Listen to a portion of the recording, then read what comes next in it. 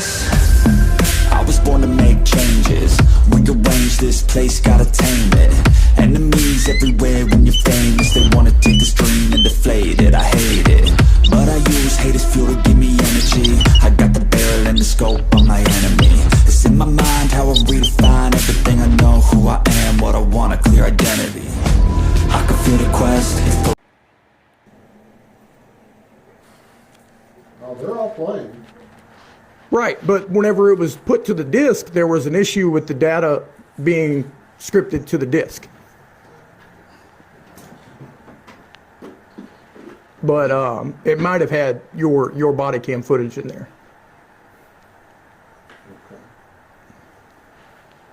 And you stated that everything's there, so hopefully that's the one. Otherwise, if your body cam isn't on there, would there be a reason for it?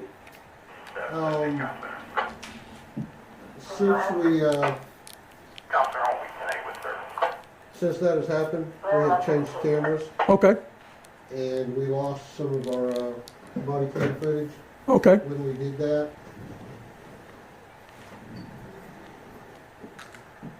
It's going to take a few minutes. That's fine.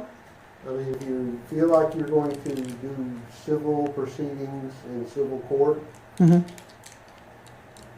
it's always advantageous to have an attorney. I would love to be able to get that representation, but I just got off of a phone with a lawyer that is representative of Oklahoma for these particular instances of police misconduct that may be pursuing. Okay? And they're only interested in lawsuits liable with police brutality cases. Even though they list the whole doctrine of all the cases they represent, they only want the ones that make them the most money. So do I want to? No, I really don't want to. I don't want to gut this municipality if there is a case. I don't want somebody else to come in and gut the municipality. Okay? Because this is a small town, quite frankly. You know, what kind of damage would that do to the community? That would be doing no justice. So what I'm interested in is the... What exactly do you feel like you're going to... Achieve? Achieve, yeah. Well, first thing I'm trying to achieve is to uphold the standards of the law as far as the civil rights are concerned, with questioning the police authority to enter the home without making any kind of evidence-based claims or contact with the individuals that reside within the domicile.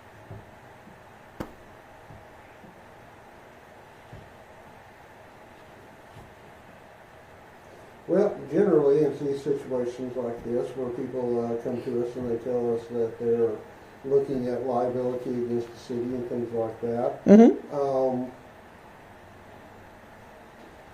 our suggestion to you is to get an attorney and have your attorney get a hold of the city's attorneys.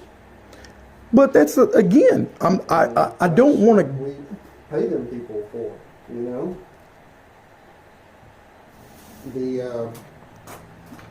The question here is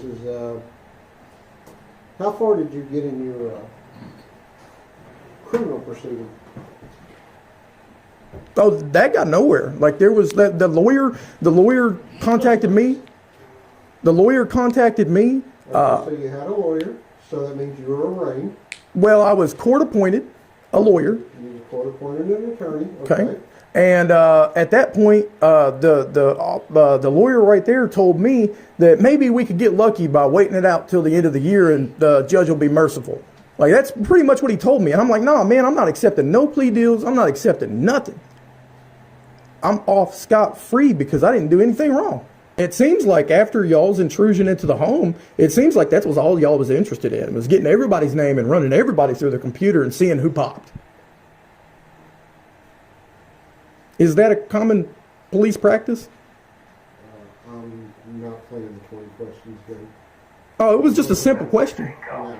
It was just a simple question, Actually, no, because what about the police handbook? The vast majority of people who were inside the home, at least that I remember that day, really don't look like they're the kind of people that have warrants. I'm sorry? They don't look like the kind of people that have warrants. Right, but why, if that were the case, then what would be the potential reason for running all the names? We don't, when the dispatchers tell us the call, the radio. So is she a judge? That's what we did. Is she a judge that issues a search warrant?